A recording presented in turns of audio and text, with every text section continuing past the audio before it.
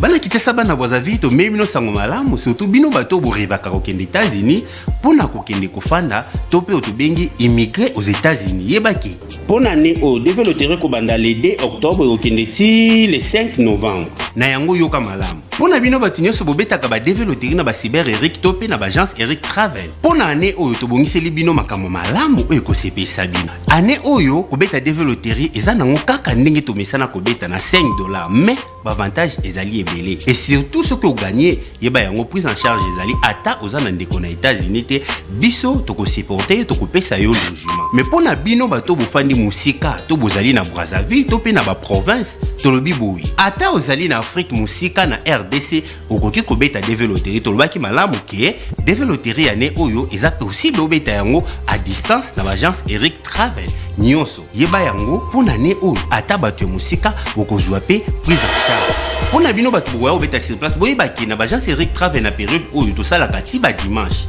et surtout pona bino bato bo travaillaka to pesi bino opportunité wana même ba dimanche boya ko beta développer yebaki ba agence Eric Travel et travaillaka à partir à 8h ti nangonga il y a 20h pour permettre bino boya ko beta ata outi musala moto moko surtout abangisa bino te soko sa ki pour enregistrement na agence Eric Travel eza nango mabete le kala ba date to pesa ki yo bino pe bato nyonso bosali pour enregistrement te to lobaki malamu soko sa ki pour enregistrement te ya ko beta développer na yo eza ta na problème te muta bangisa yo te ato sala ki pour enregistrement te na lobi malamu ya ko beta développer na yo na agence Eric Travel ne bongo biso tozoko continuer ko tombela bino bonne chance d'avance.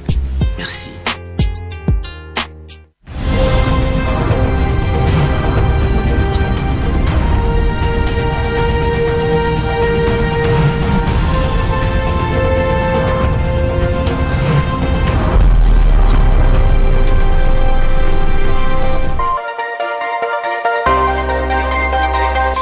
Le militant et cadre du parti Alliance pour le changement était dans la rue ce mercredi pour exiger la libération sans condition de son président national Jama Kaboun ainsi que d'autres prisonniers.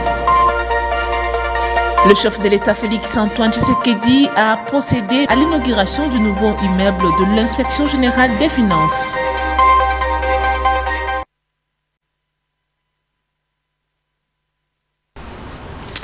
Merci de nous avoir choisis pour vous informer, mesdames et messieurs.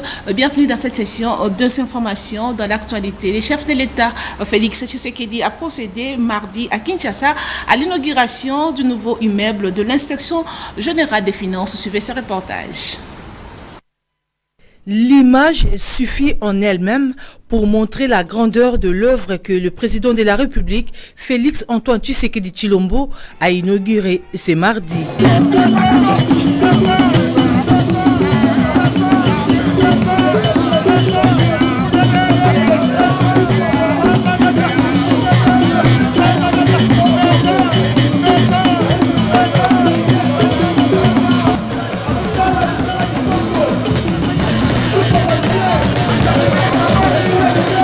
Longtemps confiné dans un bâtiment à la forme des dortoirs, l'inspecteur chef des services et tous les corps des inspecteurs, des 125 au total, vont travailler dans de meilleures conditions. En l'espace d'une année et quelques mois, ces bâtiments de 9 niveaux est sorti des terres sur fonds propres de l'Inspection générale de finances. Le nouveau bâtiment administratif de l'IGF compte plus de 150 bureaux modernes entièrement meublés, 6 salles de réunion et des parkings. Il est aussi équipé de 3 ascenseurs ainsi que d'un dispositif de monitoring et surveillance. Pour soutenir le travail de la patrouille financière voulue par le chef de l'État Félix Antoine Tshisekedi Tshilombo, cet imposant bâtiment est baptisé Étienne Tshisekedi Wamulumba en vue d'immortaliser les combats contre les antivaleurs livrés par le patriarche héros de la démocratie. Dans son discours des circonstances, l'inspecteur chef des services Jules Alingete Kei a remercié le chef de l'État Félix Tshisekedi d'avoir redynamisé toutes les institutions de lutte contre la fraude, notamment l'IGF.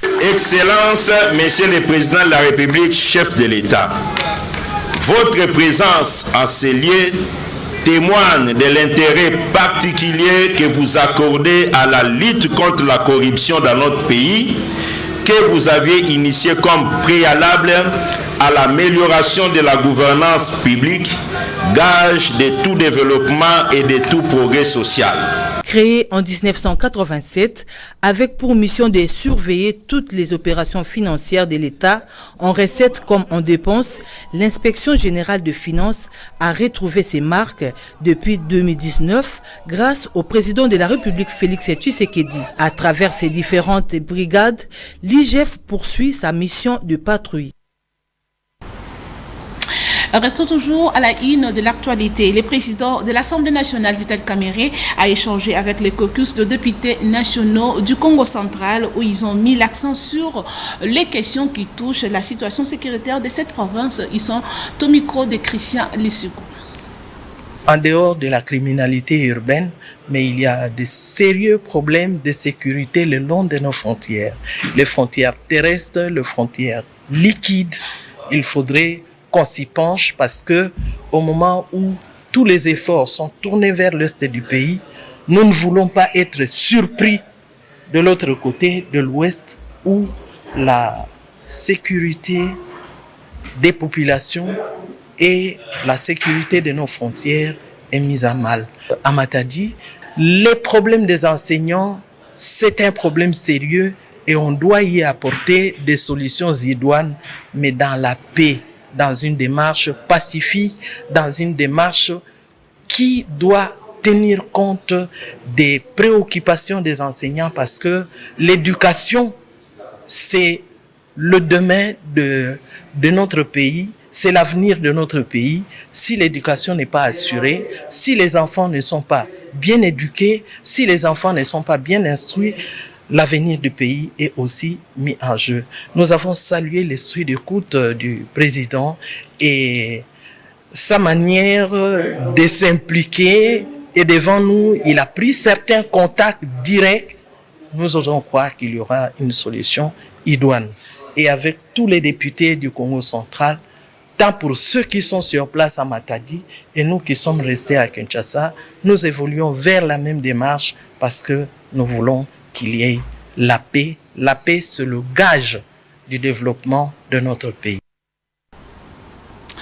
Changeons de chapitre. À présent, conférence de Hambourg en Allemagne. La chef du gouvernement, Judith Suminwa, plaide pour une compensation financière équitable de pays riches en massifs forestiers comme la République démocratique du Congo. Suivez Judith Suminwa dans cet extrait choisi par Julien Mwamba. Nous sommes arrivés à un stade où justement, au niveau de cette conférence, nous sommes en train d'aller vers une nouvelle voie. Cette voie où on se rend compte que tout ce dont on parle depuis des années ne peut se faire que dans un partenariat gagnant-gagnant. Et si ça ne va pas dans ce sens-là, on n'y arrivera jamais. Parce que d'un côté, nous avons une offre limitée. De l'autre, nous avons une demande importante. Et nous avons un marché qui ne correspond pas du tout au marché de l'offre et de la demande. Ça n'a aucune correspondance. Donc aujourd'hui, nous sommes vraiment dans un processus où il faut rétablir les choses et se dire, à partir du moment où nous sommes un certain nombre, RDC, Pays Solutions, le bassin du Congo, l'Amazonie, etc., tous en train de discuter de cette problématique, comment nous, en tant que poumons, nous pouvons préserver le monde, préserver l'avenir de nos enfants, préserver les jeunes, comment nous pouvons dans ce cadre-là aussi être rétribués, parce que c'est pas quelque chose où on le fait parce que nous sommes gentils, non, on le fait parce que nous jouons un rôle important dans le monde et les efforts que nous faisons pour préserver cet environnement doivent être rétribués à juste titre et donc, pour moi, à partir du moment où nous allons pouvoir avoir une négociation franche, une discussion transparente sur le prix du carbone et que nous pouvons effectivement accéder à ces financements de manière correcte, je pense que ça serait un bon début. Nous sommes en capacité d'aller dans des négociations, notamment dans le cadre de l'économie du climat, comment nous arrivons à négocier le prix du crédit carbone. Et je pense qu'aujourd'hui, c'est ça qui est le plus important. Nous avons eu une expérience en RDC, dans une des provinces. Je l'ai annoncé dans le titre, le parti Alliance pour le changement était dans la rue ce mercredi pour exiger la libération sans condition de son président national Jean-Marc Kabound ainsi que d'autres prisonniers et condamne la répression violente de la police nationale congolaise qui a dispersé cette marche par des coups de gaz lacrymogènes. Suivez la vice-présidente du parti Alliance pour le changement, Bilali Zouena, au micro de Fanny Chiswaka. Le parti Alliance pour le changement condamne la répression violente de la police lors de la marche pacifique d'aujourd'hui, où le parti réclamait la libération sans condition de notre président national, je cite l'honorable Jean-Marc Kabound. Nous avons protesté contre la condamnation des prisonniers, des autres prisonniers politiques. Nous citons Seth Kikouni, nous citons Mike Mukebai, nous citons Daniel Safou et plusieurs autres des artisans de la société civile et les journalistes. Voilà, nous avons contesté la condamnation de ces dignes fils du pays. Nous voulons dire ceci, l'Alliance pour le changement ne ménagera aucun effort. Face à cette dérive dictatoriale du régime en place et l'instauration de la violence, nous voulons rappeler que le régime a en place que notre détermination ne s'ébranlera jamais.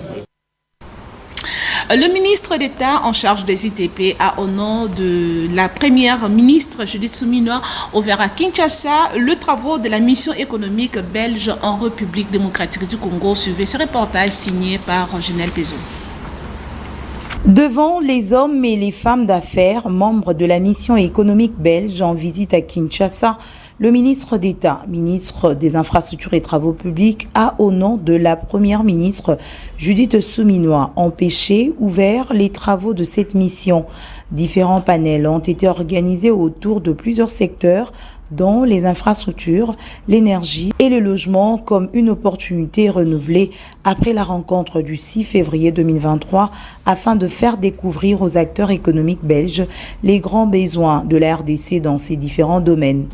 Le ministre d'État, Alexis Guissaro-Mouvouni, a présenté la politique gouvernementale dans ces secteurs avec les défis y afférents. L'objectif ambitieux et global du gouvernement sur une période de 15 ans est de pouvoir construire au moins 330 000 unités de logement par an sur les 26 provinces et la capitale du pays, soit en moyenne près de 12 000 unités par province. Le gouvernement s'est engagé à construire à peu près 12 000 km de routes revêtues entre 2024 et 2028, c'est le plan quinquennal du deuxième mandat de son Excellence Monsieur le Président de la République, afin de pouvoir relier en route revêtue notre espace national avec les grands corridors africains, interconnecter tous les chefs-lieux des 26 provinces et les centres de production agricole et minière avec la capitale, et par là, essayer ainsi de catalyser plus d'échanges économiques et de circulation de biens.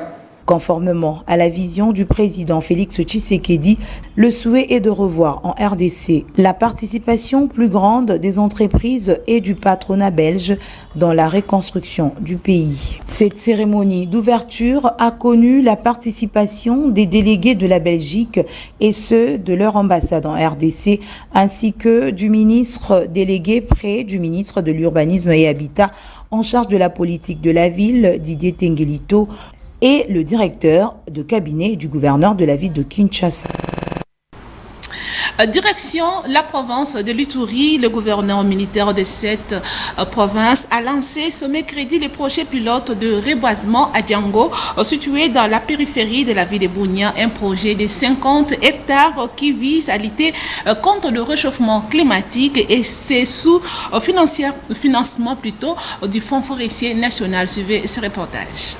Le gouverneur militaire de l'Ituri, le lieutenant-général Luboya Kashama Johnny, accompagné du directeur général du Fonds forestier national, a lancé officiellement ce mercredi 9 octobre le projet de reboisement dans le site pilote de Diago, localité située à plus de 10 km à l'ouest de la ville de Bunia. Sur place à Diago, plusieurs autorités civiles et militaires ainsi que les agents et cadres du Fonds forestier national ont matérialisé ces projets à travers la plantille des arbres qui s'inscrit dans la vision du chef de l'État, Félix Tshisekedi Tshilombo, celle de lutter contre le réchauffement climatique.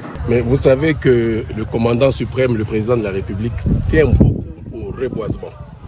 Et donc, il a envoyé le directeur national que vous voyez à côté de moi pour le projet pilote en Ituri. Et donc, nous allons reboiser au moins 50 hectares pour commencer avec ce projet. Comme je vous disais, le chef de l'État tient beaucoup à ce projet-là. Non seulement il a instruit à Madame Eve Bazaïba, mais c'est Madame Eve Bazaïba aussi qui nous a envoyé le directeur général qui est à côté de moi. Et après, nous avions un sérieux problème avec le bois qui sort à l'extérieur. Et donc, nous devions aussi contrôler. Donc, nous avons profité d'un coup pour, n'est-ce pas, organiser ce projet pilote, mais de deux aussi, voir comment est-ce que nous pouvons construire le parc à bois aux sorties de Magui et Aru. Pour sa part, le directeur général du Fonds forestier national, Honoré Moulumba Kalala, en appelle à l'appropriation de ces projets. Nous demandons que la population qui nous écoute, la population d'Ituri, puisse s'encaparer de ce projet. Que ce projet ne soit pas seulement le projet du président de la République ou de la ministre d'État ou du gouverneur militaire, mais que ce projet soit leur projet, qu'ils participent à ce projet pilote de reboisement, qu'ils aident, n'est-ce pas, à ce que nous allons faire par rapport à la construction du parc à bois. Rappelons que 3 mois avant ce lancement, l'administration militaire avait planté les arbres sur le boulevard de Libération en vue de Bunia, ce qui avait conduit à la visite guidée de quelques plantilles par le DG de Fonds forestier national. Restons toujours dans la province de l'Ituri. Les caucus de députés et plutôt des conseils communaux de la ville de Bunia soutiennent l'état de siège et désencouragent les Ituriens à s'adhérer dans le mouvement M23 AFC. Suivez les détails. Dans cette déclaration d'une page dont une copie nous est parvenue, les collectifs des conseillers communaux dénoncent l'agression de la coalition M23 RDF et l'AFC des Corneilles Nangaa contre la République démocratique du Congo. Condamnons avec dernière énergie l'agression de la République démocratique du Congo, particulièrement la partie est du pays qui est plus visée par les coalitions M23-RDF et l'AFC de M. Corneilles Nangaa, soutenue par les Rwandais. Décourageons la population iturienne particulièrement, les jeunes d'adhérer à ces mouvements terroristes de Corneilles Nangaa et ses alliés qui visent à déstabiliser la province de l'Ituri. Ces parlementaires soutiennent plutôt les efforts déployés par les commandants des opérations et gouverneurs militaires de l'Ituri, le lieutenant-général Luboya Kashama Johnny. Nous réitérons notre soutien aux forces armées de la République démocratique du Congo, la seule armée qui est la force de la République, et nous demandons à toute la population iturienne de les accompagner dans leur mission régalienne. Nous demandons à la population d'être vigilante et à dénoncer tout mouvement suspect aux autorités. Nous encourageons le gouvernement congolais en général et en particulier saluons les efforts fournis par l'autorité de l'état de siège pour la restauration de l'autorité de l'État, le retour progressif de la paix et le développement dans notre province, et cela sous les bains de son Excellence, Monsieur le gouverneur militaire Johnny Luboya Kashama. Afin, ces élus ont invité la population iturienne à une vigilance tous azimuts, tout en dénonçant les personnes suspectes auprès des autorités compétentes. Et parlons société. Dans ce journal, la mauvaise installation de câbles électriques fait partie des inquiétudes des habitants du quartier Maïmbi, dans la commune de Selembao, qui demande aux autorités de la SNEL de faire quelque chose en urgence. C'est le constat de nos stagiaires de l'UPEN. L'état de certains câbles électriques dans la ville-province de Kinshasa constitue un danger pour la population. Comme nous montrent les images, nous sommes précisément dans la commune de Selembao, au quartier Libération, communément appelé Maïmbi, où les câbles électriques sont exposés en pleine rue et mal entretenus, ce qui inquiète les habitants de ces quartiers. Cette situation les expose à des dangers, surtout avec cette saison pluvieuse. Cependant, la Société nationale d'électricité ne fournit aucun effort pour réhabiliter les câbles. Courant epelaka chaque jour pour comprendre la tête sur les années. L'agence Sénène a une solution d'accord parce que les autres comme ba mort d'homme les amants.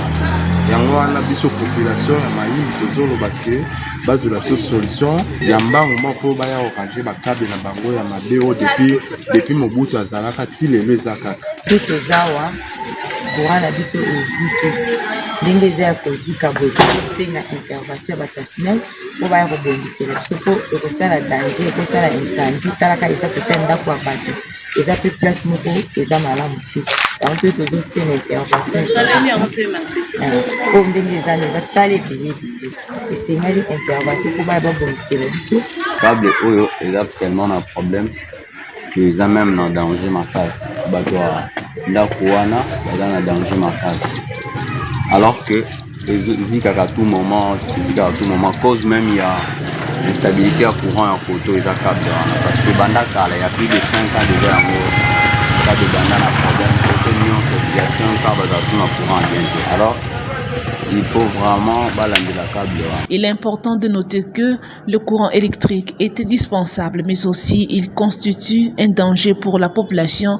Donc, la responsabilité revient aux autorités compétentes de remédier le plus vite possible pour ne pas enregistrer des dégâts plus tard.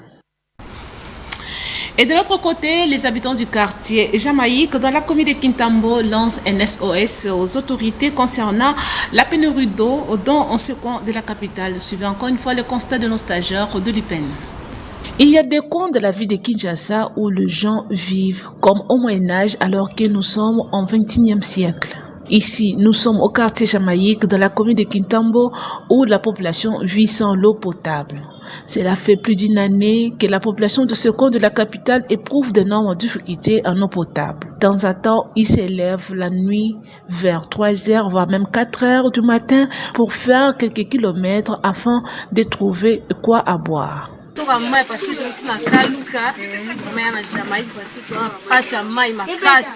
Tunaamka 5 heures tutiri bana toka mai hapo parce que mai exact bana sele biso pont si lelo yo bana 2023 kata biso mai si lelo 2024 mai ya te mai na passe quand on toka mai ana jamais ya passe le monde pour d'abord solution ya mai. Signalons que le quartier Jamaïque a des robinets qui ne font plus jaillir de l'eau et que les autorités de la régie des eaux doivent fournir d'efforts pour la réhabilitation d'eau potable dans ce coin de la capitale pour protéger la population qui est exposée à l'insécurité.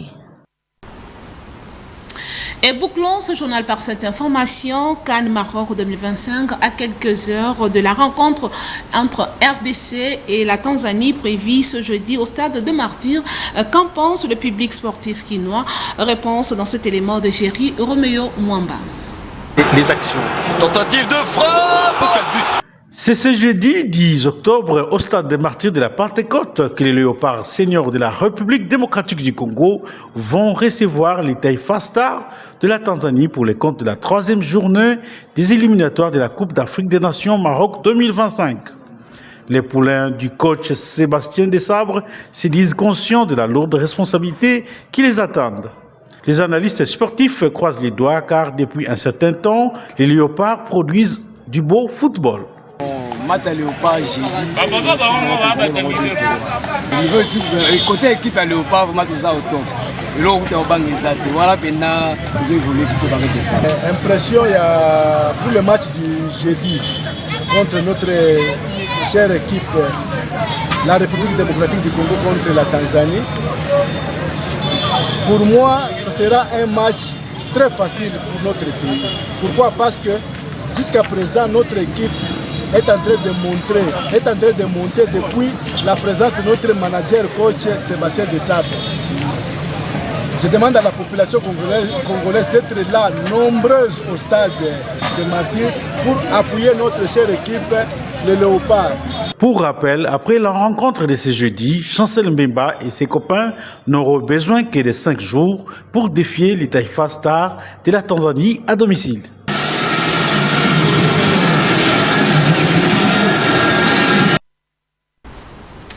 Ce journal touche à sa fin. Merci de l'avoir suivi. Mais avant de nous quitter, place au rappel des titres. Vous avez suivi dans ce journal, le militant et cadre du parti Alliance pour les changements était dans la rue ce mercredi pour exiger la libération sans condition de son président national Jama Kaboune ainsi que d'autres prisonniers. Mais aussi, le chef de l'État, Félix Tshisekedi, a procédé à l'inauguration du nouveau immeuble de l'inspection générale de finances. C'était là le rappel des titres.